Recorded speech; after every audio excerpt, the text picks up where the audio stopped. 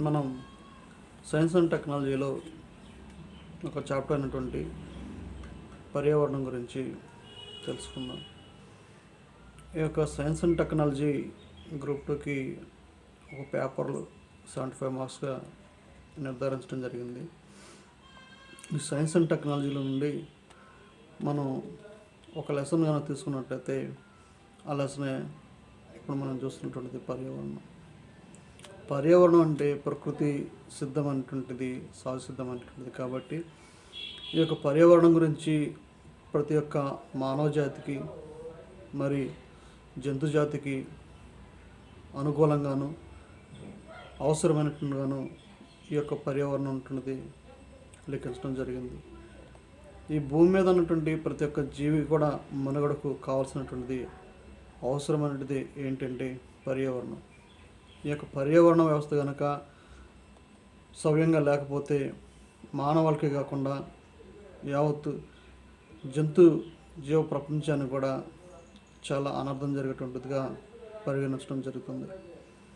ఈ యొక్క పర్యావరణ వ్యవస్థను గురించి మనం చేస్తే అసలు పర్యావరణం అంటే జీవి యొక్క మనుగడ, జంతువులు వాటి యొక్క మనుగడ కావాల్సినటువంటి సమూహాల గురించి ఈ యొక్క పర్యావరణం అధ్యయనం చేయడం జరుగుతుందన్నమాట. ప్రతి జీవి కూడా తన సొంత సహసిద్ధమైనటువంటి పర్యావరణాన్ని కలిగి ఉండాలని కోరుకుంటూ ఉంటాడు. ఈ యొక్క పర్యావరణంలో కొన్ని ముఖ్య లక్షణాలు ఉన్నాయి. ఆ యొక్క లక్షణాలు ఏంటన్నటువంటిది ఒకటిగా మనం చూసుకున్నట్లయితే, ఏదైనా భౌగోళిక ప్రాంతంలో నిర్దిష్ట ప్రాంతంలో నివసించాలంటే ఆ యొక్క నివసించేటువంటి ప్రాంతానికి అనుకూలంగాను మరి సవ్యంగాను ఉండాలంటే ఆ యొక్క ప్రదేశం, ఆ ప్రాంతం పర్యావరణంకి లోనై ఉండాలి. రెండోది మనం చూసినట్లయితే ప్రాంతాన్ని బట్టి కాక మరి దేశాన్ని బట్టి ఆ యొక్క ఖండాలను బట్టి ఈ యొక్క పర్యావరణ వ్యవస్థ అనేటువంటిది మారుతూ పర్యావరణం అనేక ప్రాంతాలను బట్టి కూడా మారుతున్నట్లుగా చూడగలుగుతున్నాం. ఒక నిర్దిష్ట భౌగోళిక ప్రాంతంలో నివసించేటువంటి ప్రజల యొక్క జీవన వైవిధ్యాన్ని, జీవుల యొక్క ఆవాసాలను మరియు ఆ యొక్క ప్రాంతాల్లో అందుబాటులో ఉన్న శక్తి వనరులు వినియోగించుకొని పర్యావరణానికి కావాల్సినటువంటి అనుకూలమైనటువంటి మరి వారు జీవనానికి కావాల్సినటువంటి నివాసాలను ఏర్పాటు చేసుకోవడం కూడా ఈ యొక్క పర్యావరణంలో ముఖ్యమైనటువంటి భాగంగా చూడగలుగుతున్నట్లుగా మనం చూడవచ్చు. పర్యావరణ నిర్వహణ అనేటువంటిది అందులో ఉన్నటువంటి శక్తి వనరులపై ఆధారపడి ఉంటుందని గ్రహించాలి. జీవం, నిర్జీవం మధ్య జరిగే అంతఃచర్యలను పరిశీలించి మరి జీవుల మధ్య ఉన్నటువంటి సత్ సంబంధాలను గురించి వివరంగా తెలుసుకున్నటువంటి దానిలో ఈ యొక్క పర్యావరణం ఉంటుంది చాలా కీలకమైనటువంటిదిగా గ్రహించడం జరిగింది. ఈ యొక్క పర్యావరణాన్ని 2 భాగాలుగా విభజించడం జరిగిందనమాట. పర్యావరణంలో 2 అనుఘటకాలు ఉన్నాయి.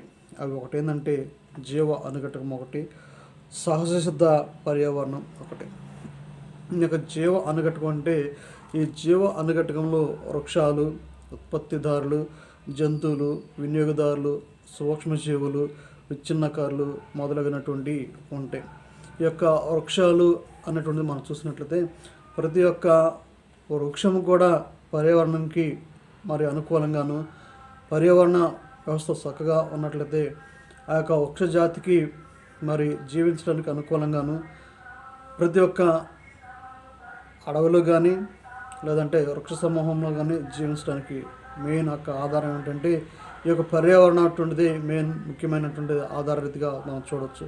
అదేవిధంగా జంతువులు కూడా మరి జీవించాలి. జంతువులు కూడా మరి యొక్క వాటికి కావాల్సినటువంటి ఆ యొక్క పర్యావరణ వాతావరణంలో జీవించడానికి అనుకూలంగా ఉండాలంటే ఈ పర్యావరణం ఉంటుంది ఎంతో ముఖ్యమైనదిగా మనం చూడగలుగుతున్నాం. సూక్ష్మజీవులు కూడా ఈ యొక్క విచ్ఛిన్నకారులు అనేటువంటిది కూడా చాలా ముఖ్యమైనది. ప్రతి ఒక్క మానవ కోటి జీవించి ఈ భూలోకంలో ఉండాలంటే పర్యావరణం అటువంటిది అతి ముఖ్యమైనటువంటిదిగా మనం చూడగలుగుతున్నాం. అందులో ఒకటి నిర్జీవ అనుఘటకాలు. ఈ యొక్క నిర్జీవ అనుఘటకాలు ఎలా ఉంటాయి ఏంటి అన్నటువంటిది మనం చూసినట్లయితే ఈ యొక్క నిర్జీవ అనుఘటకాల్లో భౌతికమైనటువంటివి, శీతోష్ణ స్థితి పరమైనటువంటివి, రసాయన పరమైనటువంటివి. అంటే శీతోష్ణ స్థితి ఏ విధంగా ఉంటుంది, రసాయన పరంగా ఏ విధంగా ఉంటాయి, భౌతికంగా ఏ విధంగా ఉంటాయి అని మనం ఒక్కొక్క దాని గురించి కనుక మనం చూసినట్లయితే భౌతికపరమైనటువంటివి గాలి, నీరు, నేల, మైదానాలు, పీఠభూములు, లోయలు మొదలైనటువంటి ఇవన్నీ కూడా భౌతికపరమైనటువంటి, అంటే ఈ యొక్క పర్యావరణ వ్యవస్థలో మరి అతి ముఖ్యమైనటువంటిది గాలి, నీరు, పీఠభూములు. ఒక వ్యక్తి నివాసం చేసి జీవించాలంటే ఆ వ్యక్తికి పర్యావరణం అనుకూలంగా ఉండాలి. ఆ యొక్క వ్యక్తి జీవించినటువంటి జీవిత విధానంలో గాలి సరిగా లేనటువంటి సమయం అయితే ఆ వ్యక్తి జీవ మనుగడకు దెబ్బతింటుంది. ఆ యొక్క వ్యక్తి పీల్చేటువంటి గాలి స్వచ్ఛమైనదిగా కాకుండా మిళితమైనది గాను మరి కర్బనాలతో గాను మిళితమైనటువంటి గాలి కనుక ఉన్నట్లయితే ఆ యొక్క ఎయిర్ని పీల్చినటువంటి మానవుడు తన యొక్క జీవన ఉనికిని కోల్పోతాడని తెలియజేయడం జరుగుతుందన్నమాట. ఈ యొక్క భౌతికపరమైనటువంటి వాటిలో నీరు రెండవది అతి శ్రేష్టమైనటువంటిగా మనం చూడవచ్చు అన్నమాట. మనం తీసుకున్నటువంటి నీరు ఆ యొక్క వ్యక్తి శరీరంలో ఎలాంటి బలహీనతను రాకుండా మరి వ్యక్తిని శక్తితోనూ బలంగాను నింపడానికి నీరు మనిషికి చాలా ముఖ్యమైనటువంటిది. మరి మానవ శరీరం దేహంలో 75% మానవ యొక్క దేహంలో నీరు నిగడగొట్టమై ఉన్నట్లుగా మరి యొక్క వైద్యుల ద్వారా నిర్ధారించడం జరుగుతుంది.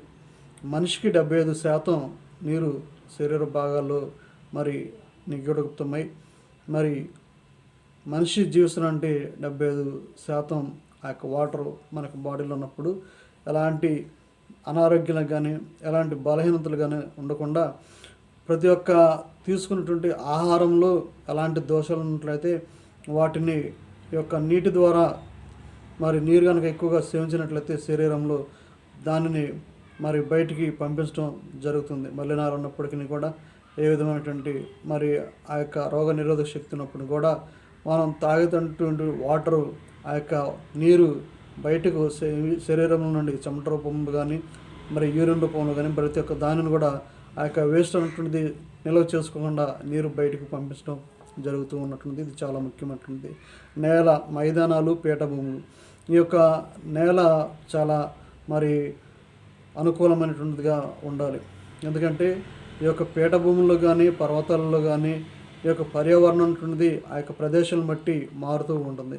ఆ ప్రాంతాల్లో నివాసాలకు అనుకూలంగాను ఆ యొక్క ప్రదేశంకి వెళ్ళినప్పుడు ఆ శీతోష్ణ స్థితిని తట్టుకోవడానికి ఆ యొక్క ప్రాంతంలో ఉన్నటువంటి దాన్ని మరి ఎదుర్కోవడానికి కావాల్సినటువంటి అన్నీ కూడా రెడీ చేసుకొని ఉండాలి. మరి శీతోష్ణ స్థితిపరమైనటువంటి అని మనం చూసినట్లయితే క్రాంతి, ఉష్ణము, వర్షపాతం. ఈ యొక్క వర్షపాతం అన్నటువంటిది మరి వాతావరణానికి అనుకూలంగా ప్రతి ఒక్క సంవత్సరంలో కూడా ఈ వర్షాలు అన్నటువంటి సవ్యంగా పడినట్లయితే ఈ యొక్క మరి పర్యావరణం అనుకూలంగాను దేశం సురక్షితంగాను ఉండటం జరుగుతుంది. మూడోది మనం చూసినట్లయితే రసాయనపరమైనటువంటి ఈ యొక్క సేంద్రియ ఎరువులు కానీ కార్బోహైడ్రేట్స్ కానీ ప్రోటీన్స్ కానీ లిపిడ్స్ కానీ మొదలైనటువంటి అన్నీ కూడా మరి రసాయనపరమైనటువంటి వాటిగా మనం గుర్తించవచ్చు అనమాట. సేంద్రియపరమైనటువంటి సోడియం, పొటాషియం, మరి కాల్షియం, ఫాస్ఫరస్ మొదలగునటువంటి ఈ యొక్క మరి ఆర్గాన్స్ అన్నీ కూడా సేంద్రియపరమైనటువంటి ఆర్గాన్స్గా మనం చూడటం జరుగుతుందన్నమాట. కృత్రిమ లేదా మానవ నిర్మితమైనటువంటి పర్యావరణాన్ని మనం కన్నా చూడగలిగినట్లయితే సాంఘిక పర్యావరణం, ఆర్థికపరమైనటువంటి వ్యవస్థలు, రాజకీయపరమైనటువంటి వ్యవస్థలు, సాంస్కృతిక పర్యావరణంగా ఉన్నటువంటి వ్యవస్థలు. ఈ యొక్క ఒక్కొక్క దాని గురించి ఏ విధంగా ఈ యొక్క పర్యావరణ శాస్త్రం తెలియజేస్తుందంటే సాంఘిక పర్యావరణం అంటే సమాజం, మరి ఆర్థికపరమైనటువంటి వ్యవస్థలు అంటే వాణిజ్యం, సముదాయాలు, రాజకీయపరమైనటువంటి అసెంబ్లీలు, మరి సాంస్కృతిక పర్యావరణం అంటే సామాజిక సమాజాలు, సంప్రదాయాలు, వాటి యొక్క